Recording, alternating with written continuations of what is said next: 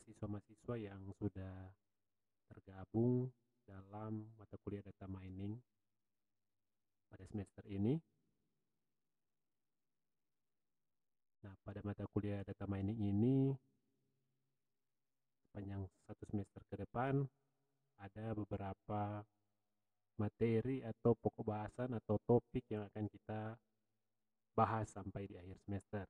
Di antaranya adalah dimulai dengan pendahuluan, kemudian kita akan pelajari mengenai metode data mining, kemudian lebih dalam lagi kita akan pelajari mengenai metode estimasi, metode klasifikasi, metode forecasting, metode clustering, dan metode asosiasi sepanjang semester ini. Nah, kita mulai dengan pendahuluan pada pertemuan kali ini atau kuliah saat ini. Dalam materi pendahuluan ada beberapa poin yang akan kita bahas atau yang akan kita capai untuk perkuliahan kali ini. Dimulai dengan pertanyaan, mengapa data mining atau mengapa kita perlu mempelajari data mining? Atau apa manfaat data mining bagi keadaan atau untuk keadaan saat ini. Kemudian poin yang kedua adalah peran utama data mining, apa saja itu peran utama data mining. Kemudian kita juga akan membahas atau kita akan merangkum sejarah dan penerapan data mining itu di kehidupan nyata atau di kehidupan sehari-hari kita itu seperti apa.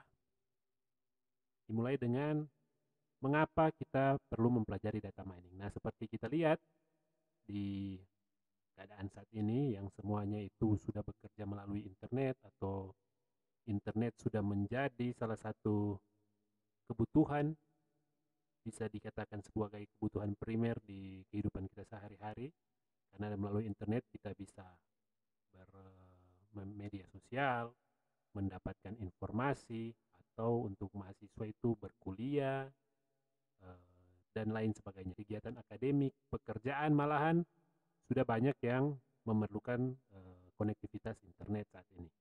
Nah, yang bisa kita lihat apa yang terjadi di dalam internet dalam setiap menit. Bisa dilihat di sini, di internet itu ada berbagai aplikasi yang sudah tersebar dan kegunaannya sudah sering kita rasakan dari hari ke hari.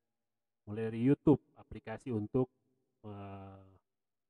repositori video. Jadi kita di situ bisa simpan video maupun kita bisa mendapatkan video sehingga semua informasi lebih gampang kita cerna karena melalui video, bukan lagi melalui teks dan lain sebagainya. Kemudian ada Google, mesin pencarian yang siapa yang tidak kenal saat ini keberadaan Google ya, menjadi mesin pencarian nomor 1. Malahan semua kalau dalam kehidupan sehari-hari kita mau cari sesuatu, biasanya kita sebutkan coba di googling dulu ya, karena ini Google ini memang sudah menjadi satu tren atau suatu kebiasaan bagi kita untuk memecahkan masalah. Misalnya ada sesuatu yang kita tidak mengerti, untuk memecahkan masalah bagaimana supaya kita bisa mengerti, maka kita menggunakan ini mesin pencarian Google. Kemudian selanjutnya Facebook. Siapa yang tidak menggunakan Facebook saat ini ya? Facebook ini adalah media sosial untuk tukar postingan, foto, membagikan pengalaman dan lain sebagainya. Nah, kita dilihat. Kemudian ada aplikasi-aplikasi lainnya seterusnya ya, ada Flickr, Twitter, LinkedIn, dan lain sebagainya. Ada banyak juga aplikasi, bukan hanya sebatas yang ada di tampilan layar Anda ini. Nah, kita bisa lihat tiga aplikasi utama itu yang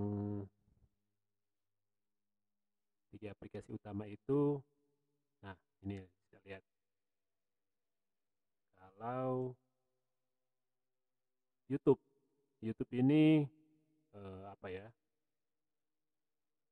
Ya, bisa lihat ini YouTube 1,3 juta video dalam 1 menit bisa tersimpan dalam YouTube. Yang saat ini ya, keadaan saat ini 1,3 juta video.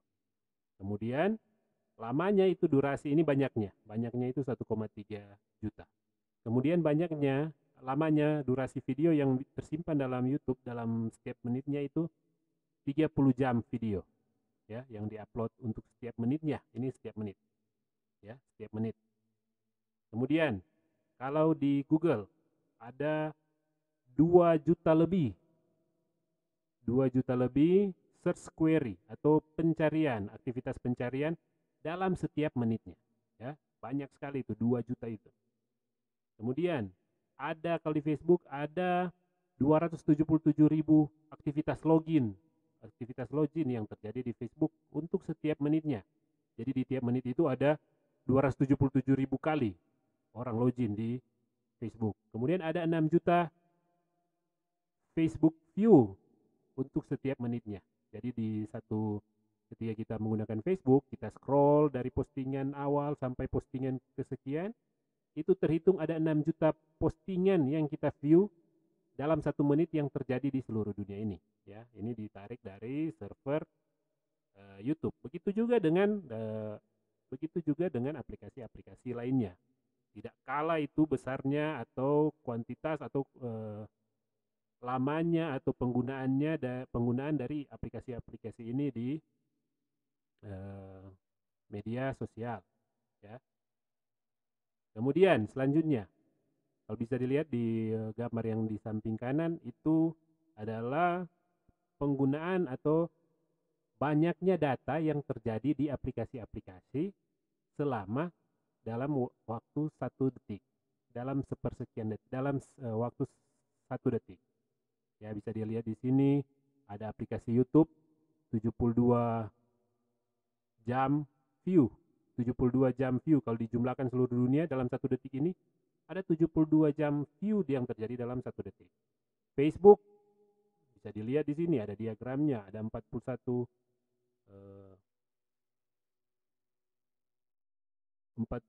ribu post dalam 1 detik, ya. Jadi bisa dilihat di situ bagaimana itu data yang terjadi, yang tersebar, yang dijalankan dalam internet atau diakses dalam internet dalam satu waktu tertentu, baik itu per detik, per menit. Jadi di sini semua diukur, Facebook, YouTube, Skype, Google, domains, website. Nah, ini di website juga ada 571 dalam setiap detik di seluruh dunia, ada 571 page yang di-create per 1 detik, ya. Artikel, baik itu artikel, postingan, pokoknya itu dalam berbentuk website. Kemudian Walmart juga. Nah, ini kebetulan di penarikan datanya terjadi di Amerika atau di Eropa. Nah, kita di sini mungkin bisa ditambahkan di sini bagaimana penggunaan Zoom dalam setiap detiknya sekarang itu, soalnya sekarang sementara marak itu penggunaan Zoom, baik itu di pekerjaan, pendidikan, maupun di kehidupan lainnya seperti ibadah atau temu keluarga mungkin hanya lewat Zoom saat ini, ya. Jadi bisa dilihat ini bahwa memang untuk penggunaan data itu banyak sekali saat ini, besar sekali data atau pertukaran akses informasi atau data yang terjadi khususnya di internet. Nah, itu menjadi latar belakang kenapa kita perlu mempelajari atau mengapa kita perlu data mining, ya. Itu menjadi latar belakang kenapa kita membutuhkan ini data mining atau aktivitas data mining. Selanjutnya bisa dilihat di sini dari segi kesehatan. Itu kalau yang tadi dari segi website atau internet. Nah, kalau di sini dari kehidupan sehari-hari ini, dari tiap aspek kesehatan atau dunia kedokteran, bisa dilihat di sini, bisa bayangkan berapa banyak data yang terjadi, berapa banyak transaksi yang terjadi, transaksi kedokteran atau kesehatan yang terjadi di setiap harinya. Baik itu pemeriksaan, pengobatan, operasi, atau aktivitas-aktivitas kesehatan lainnya. Apalagi sekarang vaksinasi banyak terjadi di masyarakat, ya. Dan itu semua dicatat, berapa kali terjadi pemeriksaan selama 1 hari untuk penyakit tertentu. Nah, itu semua dicatat. Kemudian dari olahraga malahan sampai cara bermain atau aktivitas olahraga dari atlet-atlet tertentu itu dicatat. Dia bergerak ke arah kiri berapa kali, bergerak ke arah kanan, dia mengoper bola untuk di bola sepak bola atau bola basket, Berapa kali dia melakukan oper bola yang sukses, berapa kali dia melakukan lompatan, berapa kali dia melakukan shooting ke gawang. Nah, itu semua dicatat ya, dicatat. Bayangkan itu dalam satu pertandingan bisa banyak sekali aktivitas atau bisa banyak sekali data yang muncul ya. Bisa banyak sekali data yang muncul, dan apalagi kalau dalam 1 tahun, bagaimana dalam 10 tahun dan seterusnya ya. Itu untuk satu atlet. Bagaimana untuk atlet-atlet yang lain? Kita bisa bayangkan bagaimana itu data yang terbentuk dari aktivitas olahraga tersebut. Kemudian dari segi astronomi ya, segi astronomi kita bisa dilihat di sini posisi posisi bintang, dia bergerak kemana kemana. Nah, itu semua dicatat. Untuk bintang A dia bergerak kemana untuk waktu tertentu. Untuk orbit dari bulan dia bergerak seperti apa. Nah, itu semua itu dicatat ya. Itu semua dicatat dan itu menghasilkan banyak sekali atau besar sekali kumpulan data. Kemudian selanjutnya apa ini? Ada di perusahaan, data perusahaan, bisnis ya.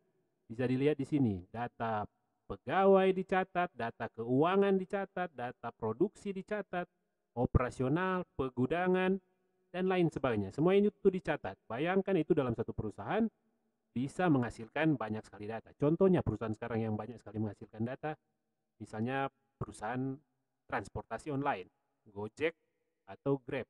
Bayangkan itu dalam satu hari itu banyak sekali transaksi yang terjadi.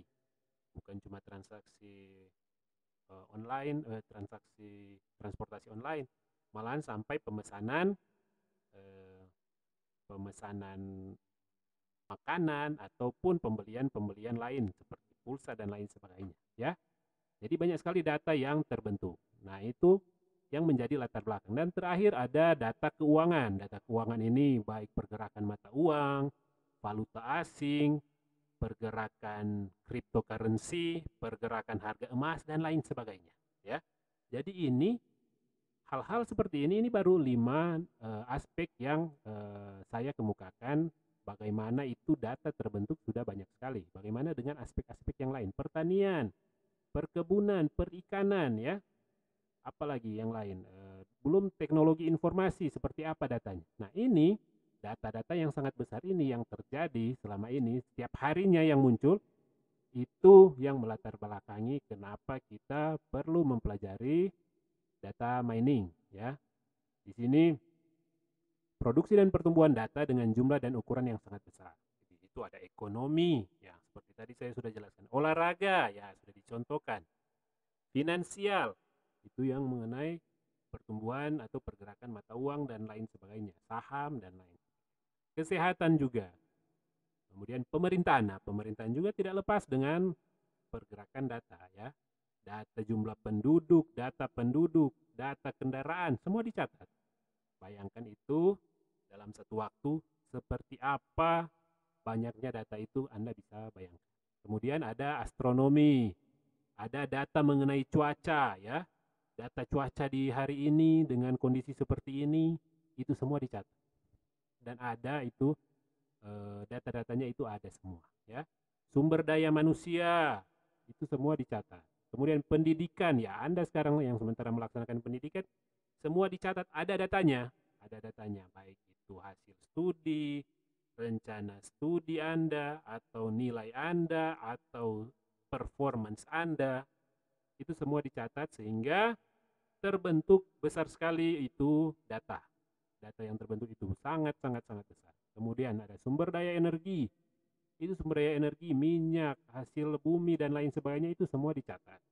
Pergerakan ataupun hasil produksi dan lain sebagainya, penjualan seperti di Pertamina, yaitu semua dicatat, baik itu mulai dari orang kerja, masuk jam berapa, keluar jam berapa, penjualan itu bensin, solar, Pertamax, Pertalite dan lain sebagainya ya. Itu semua dicatat. Kemudian ada di pertanian peternakan. Itu dicatat. Kemudian di bahasa juga ada banyak sekali data yang terjadi di aspek bahasa ini. Misalnya dari segi yang tadi website, segi artikel itu kan masuk di bahasa, masuk di ilmu bahasa, linguistik. artikel atau postingan Anda yang terjadi di sosial media. Itu dari segi linguistik kita bisa dapat itu datanya. Berapa kali kata unima disebutkan di internet, kita bisa ada datanya, dan itu semua terhubung ke aspek bahasa, ya.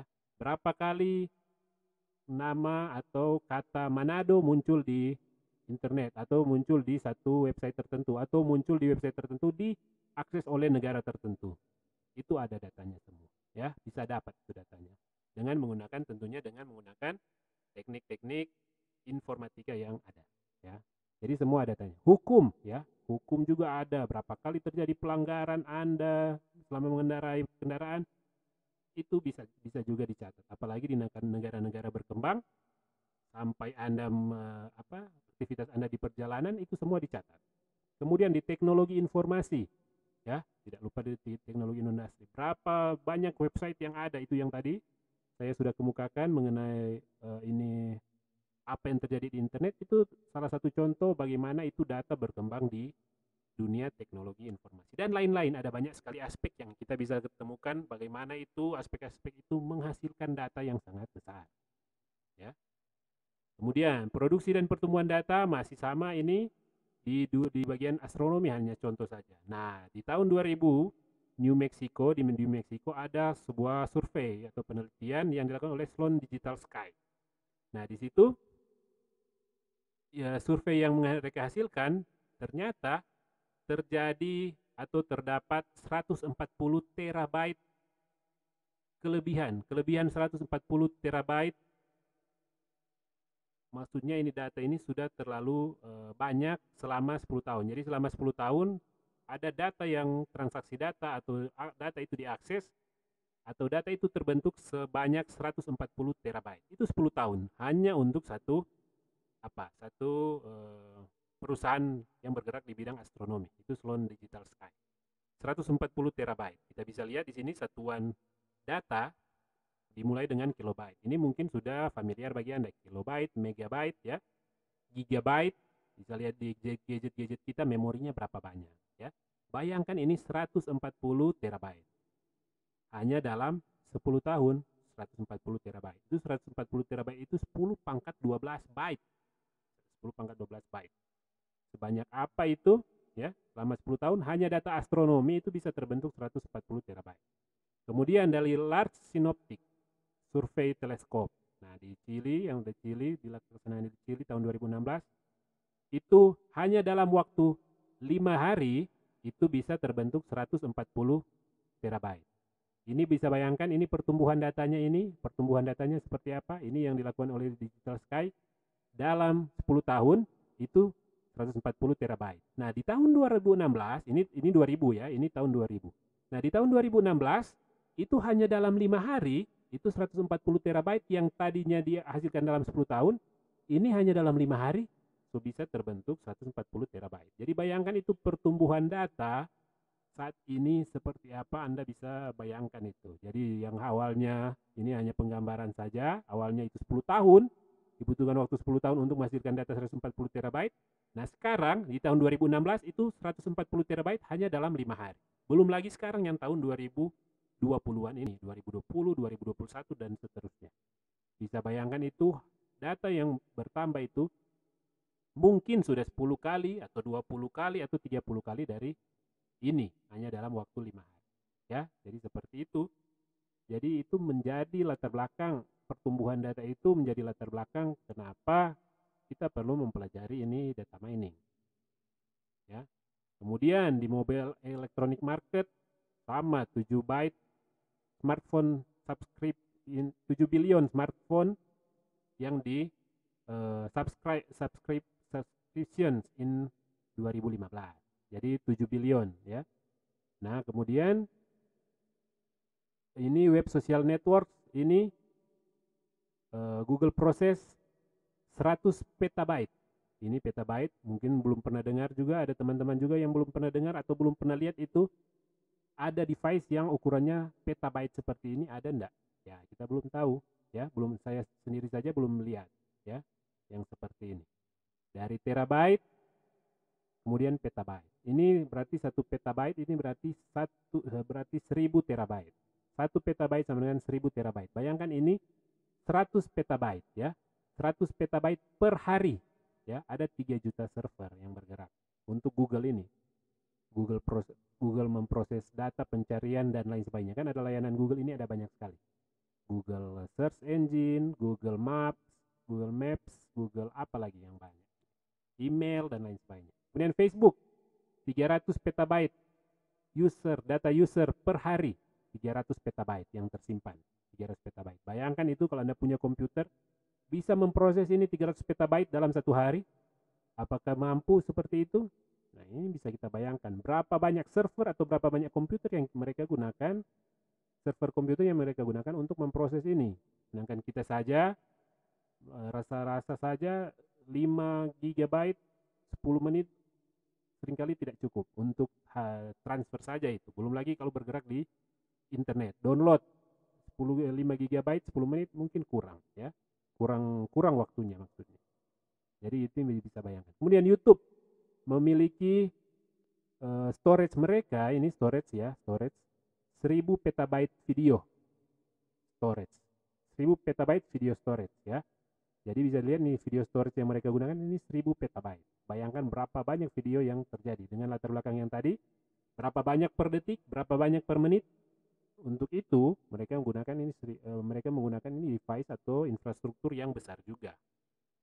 Ya, bisa dilihat di situ bagaimana itu pertumbuhan data. Nah, itu yang dari latar belakang yang saya sudah sebutkan tadi, yang sudah saya jelaskan tadi, bisa ada kesimpulan di situ, yaitu kita sebenarnya memiliki data yang berlimpah. Data itu banyak sekali data.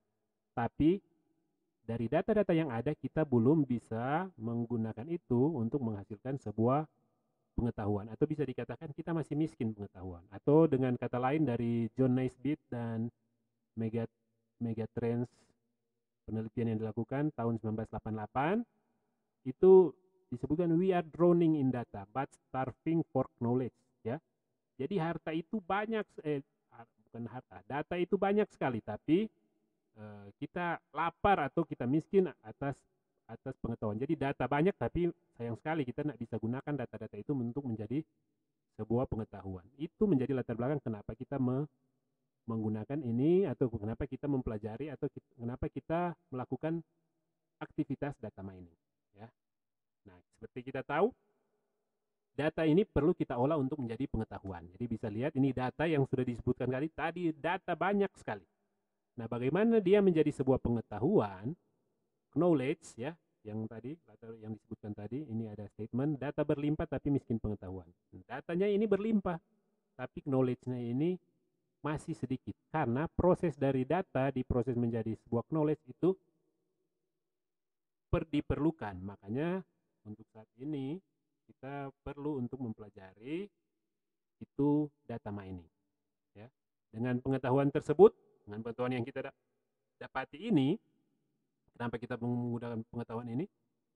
Manusia dapat melakukan estimasi. Jadi dengan data ini manusia bisa melakukan estimasi, prediksi apa yang akan terjadi ke depan dengan menggunakan ini data. Jadi dengan data mining digunakan supaya kita bisa menggunakan ini data, supaya kita bisa memprediksi atau mengestimasi apa yang akan terjadi ke depan. Selain itu, data mining juga atau dengan pengetahuan tersebut kita dapat melakukan analisis tentang asosiasi, apa hubungan ini asosiasi ini, hubungan antara satu kejadian dengan kejadian yang lain ya.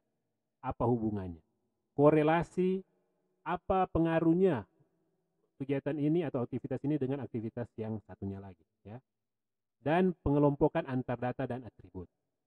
Kemudian knowledge ini juga bisa membantu pengambilan keputusan dan pembuatan kebijakan, sehingga ujung-ujungnya semuanya bisa terjadi secara efektif dan efisien ya. Kalau pengambilan keputusan efektif, tentunya semua meningkatkan keuntungan bagi penggunanya ya.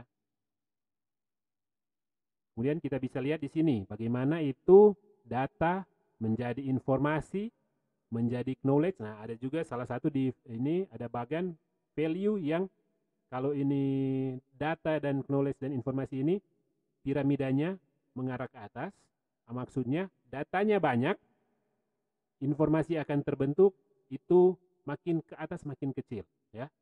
Makin ke atas makin kecil. Knowledge juga terbentuk akan semakin tajam ke atas. Sedangkan value-nya makin ke bawah itu makin kecil. Jadi data itu value-nya sedikit dibandingkan dengan knowledge. Knowledge itu value atau nilainya itu sangat besar. Jadi sesuatu yang sudah menjadi knowledge, data yang sudah menjadi knowledge itu nilainya tentunya akan sangat bernilai.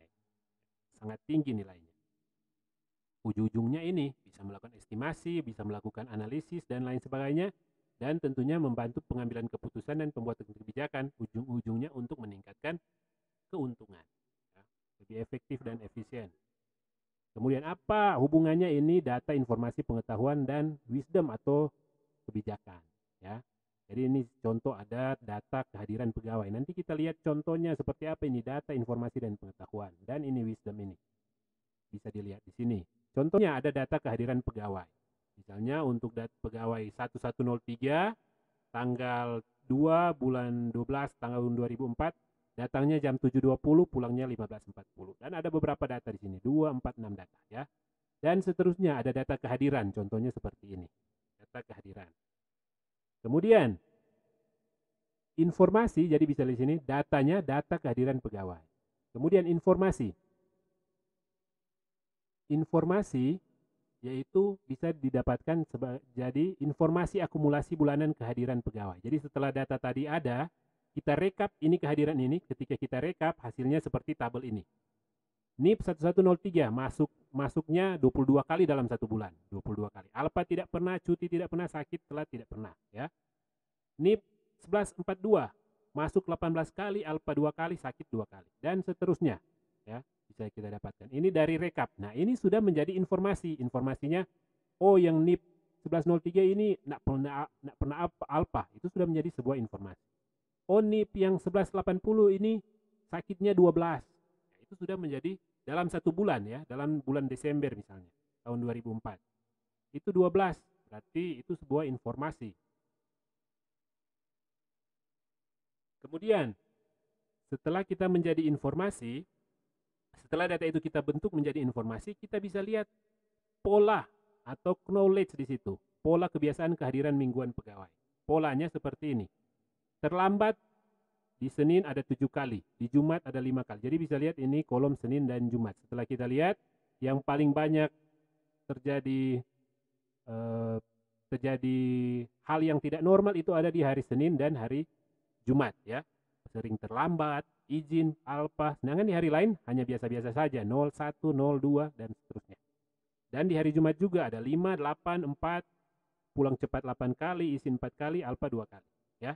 Dari data ini kita bisa lihat pola, ternyata kebiasaan kehadiran mingguan pegawai akan turun di hari Senin dan hari Jumat.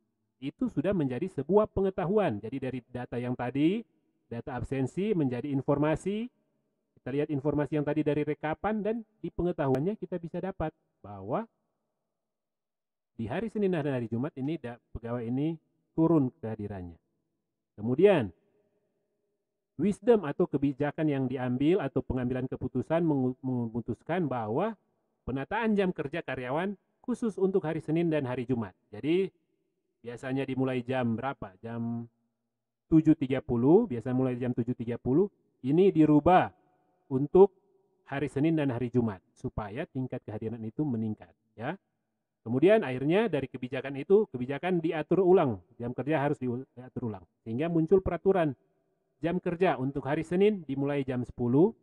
Mungkin banyak yang pulang kampung, jadi nanti datang jam agak kesiangan.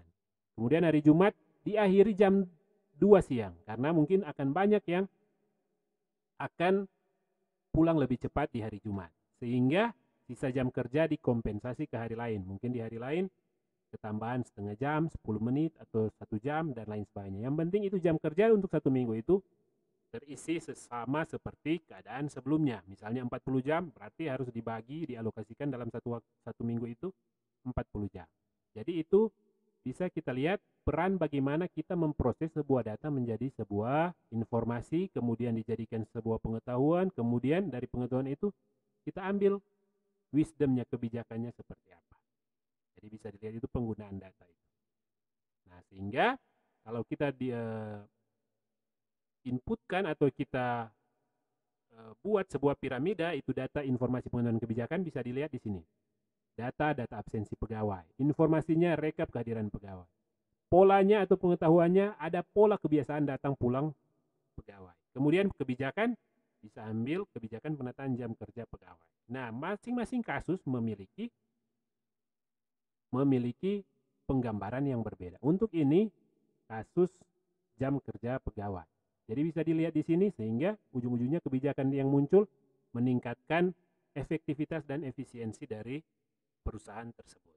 Nah, bisa dilihat dari data yang ada, hanya data absensi bisa menghasilkan sebuah kebijakan yang cocok dengan keadaan perusahaan. Nah, kemudian kalau digambarkan ini, datanya ini masih belum berbentuk, kemudian informasi sudah ada bentuk, tapi belum diproses juga. Kemudian setelah kita proses, informasi yang sudah diproses, bisa kelihatan itu koneksinya atau bisa kelihatan itu ada hubungan-hubungannya. Dan ada insight di situ, ada pengetahuan, ada sebuah insight di situ bahwa oh ternyata A dan B ini hubungannya seperti ini. Kemudian bisa diambil wisdom, kita hubungkan bagaimana cara dari keadaan yang awalnya tidak menyenangkan, kita mau menuju ke keadaan yang menyenangkan, kebijakannya seperti apa. Jadi seperti itu hubungan dari data, informasi, pengetahuan, dan wisdom ini. Kemudian selanjutnya setelah kita tahu kenapa kita butuh mempelajari atau kenapa ini data mining ini dibutuhkan, pertanyaan selanjutnya, apa itu data mining? Ya, ini data mining kalau dari segi ilmu pengetahuan bisa diartikan sebagai disiplin ilmu yang mempelajari metode untuk mengekstrak atau menemukan pola dari suatu data yang besar. Mengekstrak menjadi pengetahuan atau mengekstrak menjadi sebuah informasi, ya.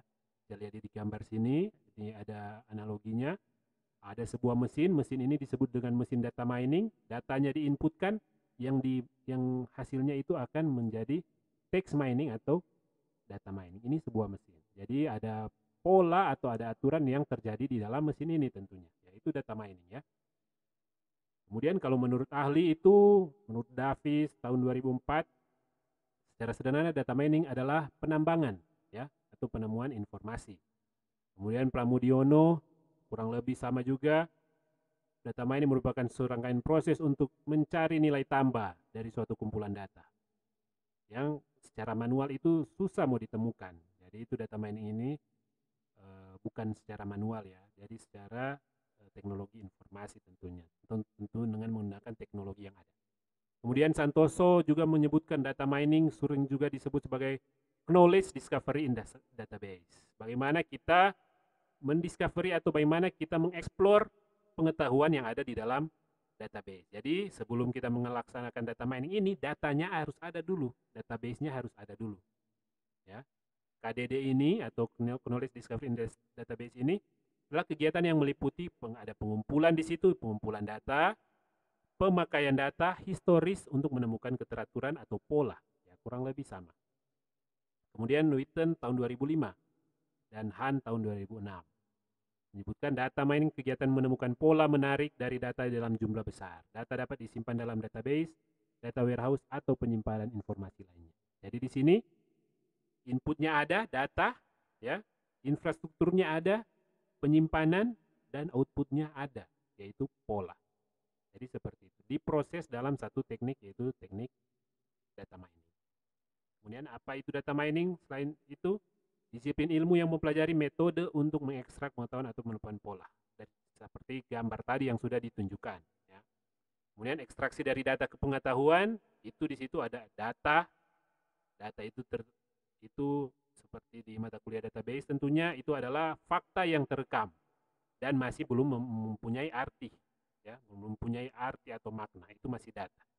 Misalnya data nama orang, hanya data nama, data tempat lahir orang, hanya data tempat lahir saja, belum ada artinya, belum ada informasi yang bisa didapatkan di situ. Informasi adalah rekap, rangkuman atau penjelasan dari statistik data. Jadi data yang tadi ketika kita buat statistik, itu penjelasannya itu disebut informasi.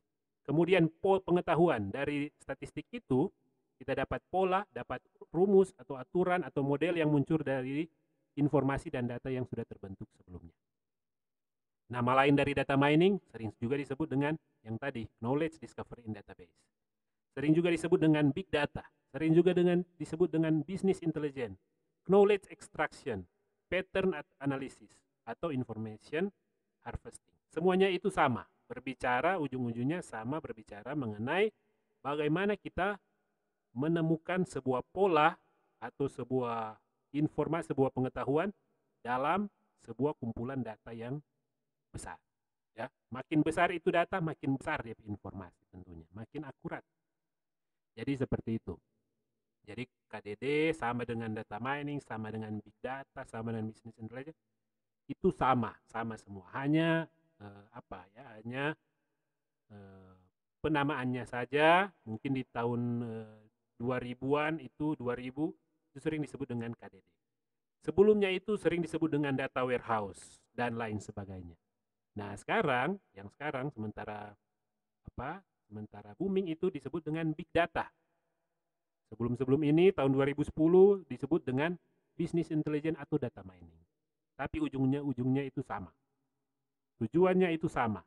Prosesnya itu sama dan dimulainya itu sama tentunya dengan menggunakan data, ya. Kemudian ini kalau secara garis besar bisa dilihat himpunan data ini ada di belakangnya, itu ada database, gambar database. Metode data mining itu ada algoritma apa yang kita gunakan sehingga menghasilkan pengetahuan. Pengetahuan ini bisa kita lihat secara peta atau pohon keputusan dan lain sebagainya. Ya. Kemudian kalau dalam dalam ilmu database, ya, kita bisa dilihat di sini. Dimulai dengan sumber data, kemudian ada data processing, data integration, data warehouse. Jadinya itu kemudian di atasnya data exploration, kemudian ke atasnya lagi data mining, data presentation, dan pengambilan keputusan. Nah, ini untuk pengguna sebagai data mining ini kita ada di mana ini? Semua ini kita terlibat sebagai pengguna data mining, kita terlibat semua ini. IT atau database administration itu bertugas di bawah ini. Data source atau data pre-processing. Kemudian kalau disebut data scientist itu kita yang data mining dan data exploration, ya. Kemudian business analyst itu kita bagaimana kita mempresentasikan ini data ini, visualisasi. Kita mempelajari visualisasi, teknik visualisasi. Kemudian end user ini pengambil keputusan. Jadi ujung-ujungnya kita akan menyediakan sebuah tools untuk ini end user lebih mudah untuk mengambil keputusan. Nah, untuk data mining ini, information discovery and modeling, ini kita disebut sebagai data scientist, ya. Kemudian hubungan data mining dengan ilmu yang lain juga dalam data mining ini dipelajari pattern recognition, ada machine learning, ada statistik, computing algorithm, dan database teknologi. Jadi ini ilmu-ilmu ini yang harus yang menjadi dasar dari ini data mining. Nah, sampai di sini seberapa jauh pengetahuan Anda mengenai ilmu-ilmu ini akan menentukan bagaimana Anda mining data, sebaik apa Anda akan mining data. Kemudian peran utama dari data mining ini 5 peran utama menurut ini LaRose tahun 2005. Peran yang pertama adalah estimasi. Bagaimana kita mengestimasi. Kemudian forecasting.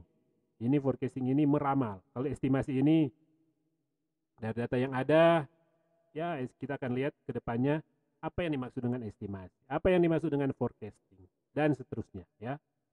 Peran ketiga adalah klasifikasi. Bagaimana kita mengklasifikasi, oh ini masyarakat yang maju, ini yang belum. Ini buah yang baik, ini buah yang buruk. Clustering. Bagaimana kita memeta-metakan clustering ini berdasarkan sebuah informasi, kita bisa clustering untuk aktivitas ini atau untuk ini orang ini atau untuk data ini dia ada di mana posisinya.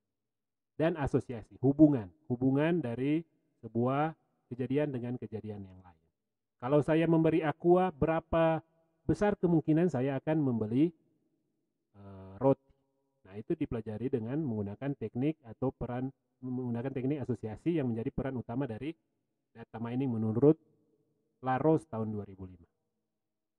Nah, untuk sejarah data mining, itu sejarah data miningnya bisa dilihat dari pertumbuhan data itu atau pertumbuhan ilmu atau pertumbuhan infrastruktur yang ada.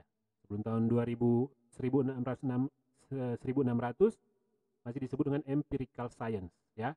Disebut science kalau bentuknya itu kasat mata atau tidak jelas, maka itu disebut science.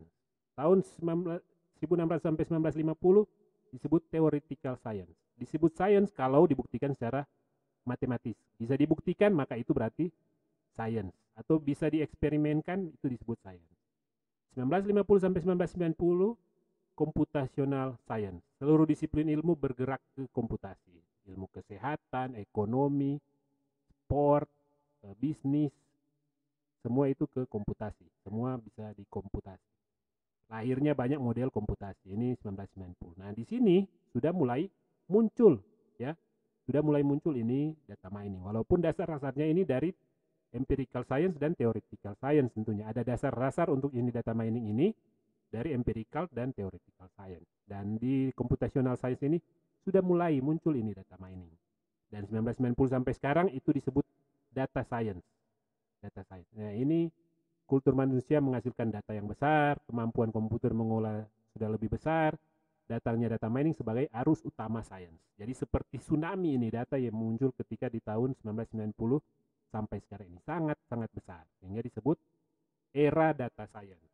Jadi ini sejarah data mining dimulai dari empirical science yang menjadi dasar-dasar bagaimana kita menambah, mentambah, kurang, yaitu dari empirical science dan seterusnya sampai sekarang data science. Kemudian lainnya juga mengenai ini kegiatan data mining, bagaimana diakui data mining ini di dunia informatika.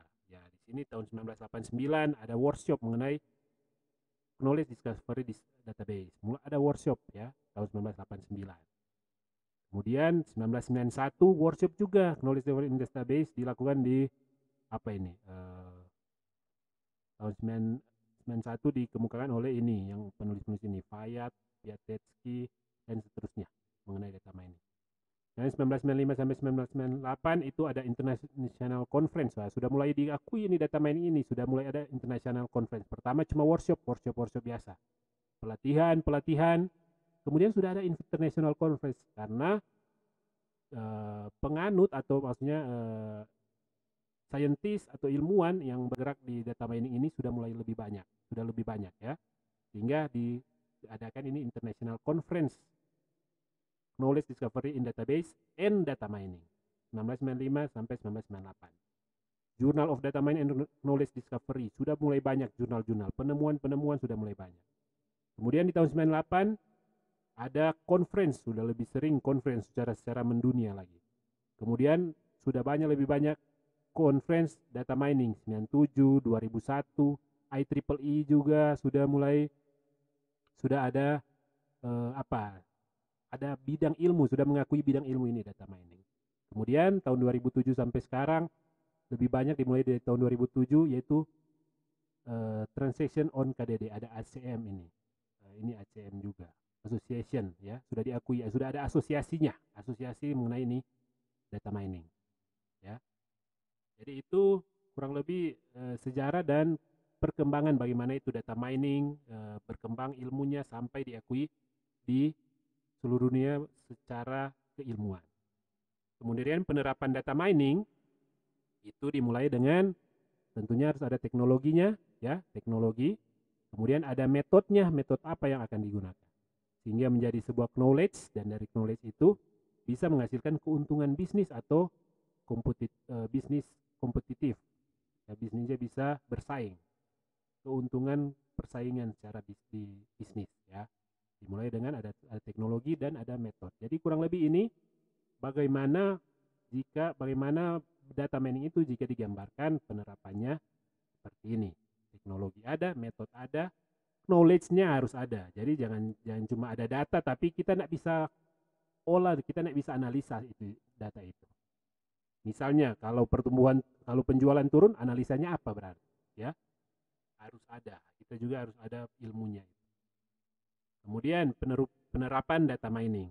Untuk penerapan data mining ini saat ini sudah banyak digunakan. Di sini ada contoh-contoh bagaimana jurnal-jurnal dan skripsi-skripsi ditulis untuk yang bergerak di data mining ini. Contoh, penentuan kelayakan kredit pemilihan rumah di bank, ya. Kemudian ada penentuan pasokan listrik PLN untuk wilayah Jakarta. Prediksi profil tersangka koruptor dari data pengadilan. Perkiraan harga saham dan tingkat inflasi. Analisis pola belanja pelanggan. Memisahkan minyak mentah dan gas alam, ya, sampai di terakhir deteksi serangan pada suatu jaringan. Nah, itu semua itu menggunakan teknik data mining. Bagaimana kita menentukan kelayakan kredit? Gunakan data mining. Bagaimana kita menganalisa pola belanja pelanggan? Gunakan data mining. Nah, seperti apa penggunaan data miningnya, ya? Seperti apa penggunaan data miningnya? Nanti akan kita bahas di pertemuan selanjutnya mengenai metode-metode data mining dan bagaimana penggunaannya. Metode-metode ini di situ ada 5 metode berdasarkan peran dari data mining, yaitu peran klasifikasi, estimasi, forecasting, clustering, asosiasi. Ya, dari metode-metode ini yang akan kita pelajari selanjutnya, maka kita akan lebih mengerti bagaimana itu penggunaan data mining, algoritma data mining yang ada, dan lain sebagainya lebih dalam jauh mengenai ini data mining. Untuk itu materi hari ini, materi kali ini sampai di sini. Sampai ketemu lagi pada pembelajaran atau materi selanjutnya. Terima kasih.